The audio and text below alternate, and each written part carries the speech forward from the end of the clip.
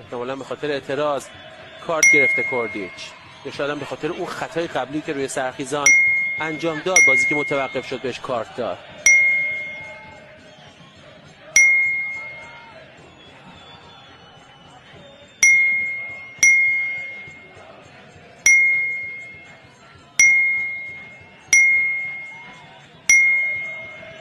آشورماتوف میبره به سمت چپ. گودرزی سری مهدی شریفی میاد مقابلش قرار میگیره. بازم آشورماتوف که فکر کنم اکثر پاسایی که داده سالم به مقصد رسیده.